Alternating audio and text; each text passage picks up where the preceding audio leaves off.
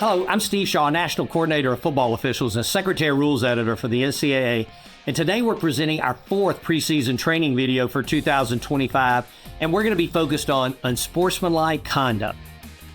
Now, feedback from our rules committee, we've been using great judgment on celebration fouls. We're not being overly technical, but we're penalizing these actions when they go too far. So good job. And the expectation is any taunting action, anything that is focused and directed at an opponent must be flagged, no let up there. And we all know any form of gun violence is unacceptable in our game. And now we've added in our rules, brandishing a weapon is an automatic unsportsmanlike conduct foul. So we've done a good job with unsportsmanlike conduct. You're going to see some really good work from our bowl season, a few things that we can learn from.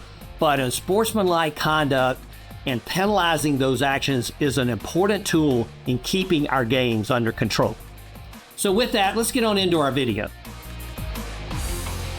Our first play illustrates one of our specifically prohibited acts in our unsportsmanlike conduct rule, what we call an automatic and unsportsmanlike conduct.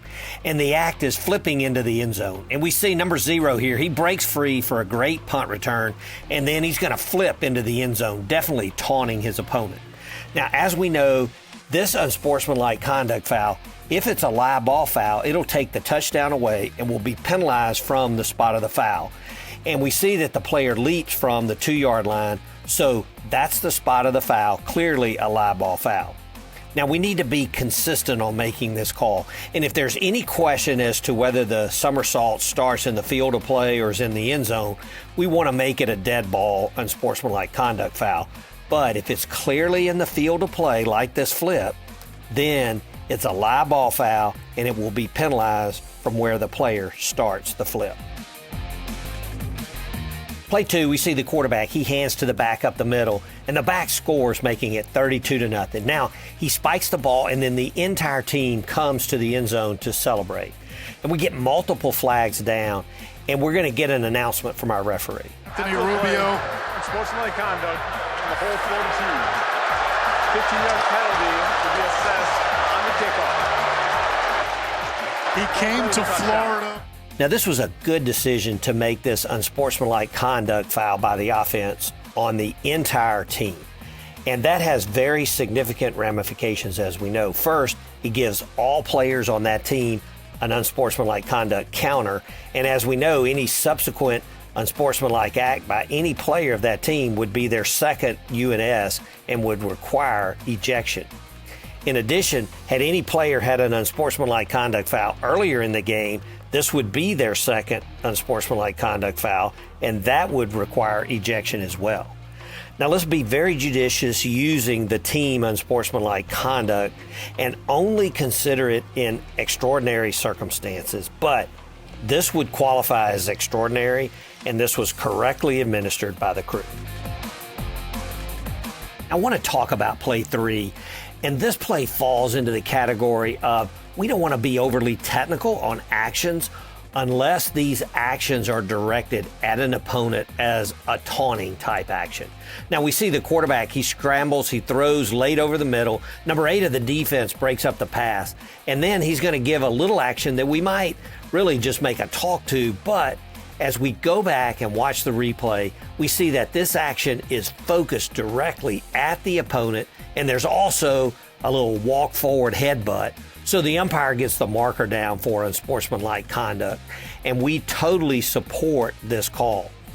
And if we see this action, we should use good judgment, and it really wouldn't be a foul unless it's directed at the opponent, is considered taunting, and number 8 is clearly taunting the receiver here. It's a correct call, and this helps us keep our games under control. Good job.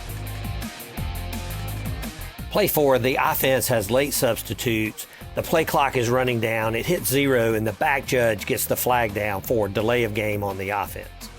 Now, the offensive coach, he states he tried to call timeout, but he didn't get it in time based on the judgment of the wing officials, and we penalized the 5 yards for delay of game. Now, we see the antics by the head coach. He comes out onto the field. He argues. He's very demonstrative, and our side judge comes in and puts the marker down.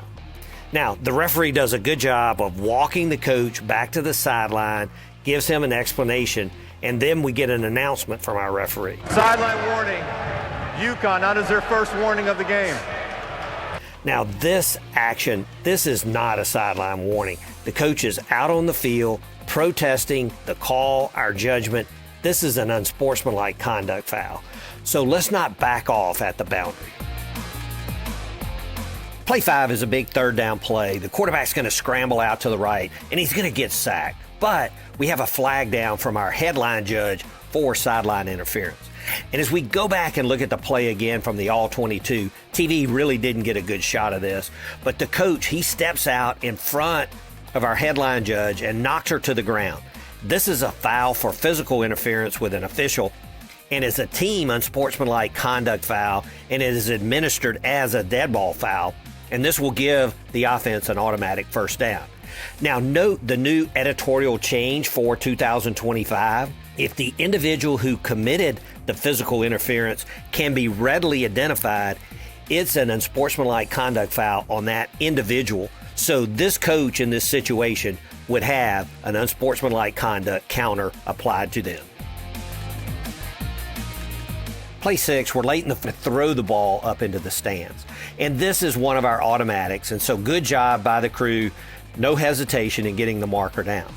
Now, we know the penalty can be enforced on the try or the succeeding kickoff, and because we're late in the game, but the crew did a good job. He wanted it on the kickoff, and that's what we did. So good work by the crew here. Play 7, we see the quarterback drops back. He's going to try to step up, but he is sacked. Now, we get a flag down from our referee, and we get a good announcement. After the play was over, personal foul, unnecessary roughness, number 81 on the defense. 15-yard penalty results in an automatic first down. In the replay, we see that number 81, he reacts and pops the offensive player in the face. Now, this is good alert by the referee and staying with the action and getting the marker down. But I think we'd be better here going with unsportsmanlike conduct. As the rule states, it is unsportsmanlike conduct if there's dead ball contact fouls such as pushing, shoving, striking, etc., that are clearly after the ball is dead and are not part of game action. And the gestures here by 81, it really fits the definition of unsportsmanlike conduct. And we know unsportsmanlike conduct puts a counter on the player, and it's a much better deterrent going forward. Our last play this week is 2nd and 8 for the offense. They're going to complete a pass to number 9 for a first down, and then the receiver shows the ball and puts it in the defender's face. Now, we get a flag down from our line judge as he's coming in to get the spot. And so this is a good alert by the line judge, keeping the concentration and focus on the dead ball action while doing your job getting the spot. Now, the TV replay shows clearly that the receiver puts the ball right in the defender's face, and without this call, we could get escalating actions that would not be good for this game. This is a great example of no latitude when it comes to taunting actions directed at an opponent. This is very good judgment by our line judge. Well, that's it for our unsportsmanlike conduct plays, and overall, this is good work by our crews in the bowl season. We must always stay alert when it comes to unsportsmanlike acts, and making these calls deter further unsporting behavior in our games, and it helps us maintain control of the contest. Best of luck to all.